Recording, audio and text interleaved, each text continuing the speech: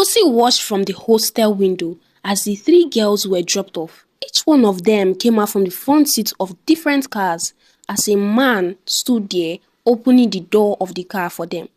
Then, they each were hugged by the men with some kiss planted on their forehead. They were soon outside the fence of the dormitory. They climbed the fence, jumped inside, and headed straight into their hostel. The next day was Saturday. The girls were to go to the school salon to make their hair. It was a large salon that had different stylists working in it. But before any girl entered the salon, the three queens must first go and make their hair. They paid the hairstylist extra money to concentrate on only but their hair. The whole school waited until they were done with their hair. After they were done, then the other girls would go and make their hair. But Kosi was from a poor background. She attended St. Georgina's prestigious boarding school, which was an all-girls boarding school because of the scholarship she got. She and Nkechi were the only two girls who won Madam Margaret's prestigious scholarship. That was what gave them the chance to be at St. Georgina's. Hair grooming at St. Georgina's incurred an extra expenses.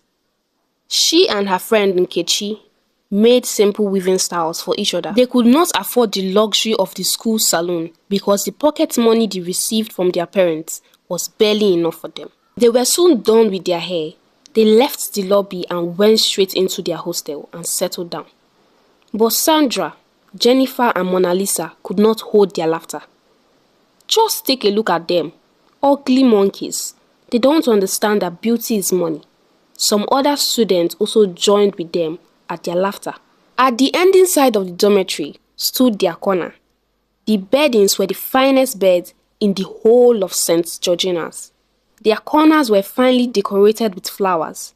As they sat there at their corner with crossed legs, there in front of them were packs of milky popcorn with some smoothies. Kosi and Nkechi walked briskly past them, but just as they passed, Kosi stumbled and fell down, mistakenly pouring away their smoothie. I'm sorry, she muttered as she stood in front of them, trembling. You poor thing, Mona Lisa sneered. Have you ever seen a smoothie all your life? You have to pay for it, and this is 10,000 naira. Kosi opened her mouth in astonishment. I can't afford that huge sum, she said. If you know you can't afford it, then better watch the way you walk. After apologizing profusely, she let Kosi go. The next day, in class, as Kosi read her books, Mona Lisa came towards her, sparking up a conversation. You are studying hard, aren't you? She began. Yes, of course, replied Kosi. Well. We have an outing next week, and if you will come along with us, then we'll accept you as one of us. Most girls are looking for this opportunity to belong, but I felt drawn to you out of pity. Kosi looked at her, then shrugged and said, Party? Where? Are you the only girl in St. Georgina's that does not know that the three partying princesses always leave for their party on Saturdays? Whether the school regulation accepts it or not, our parents are influential. As you know, and here at St. Georgina's, we make the rules.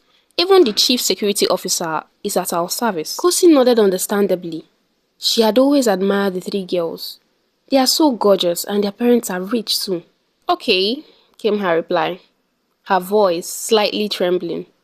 That night, Mona Lisa sent one of the students to take some grilled catfish and smoothie to her corner. Kosi ate it happily.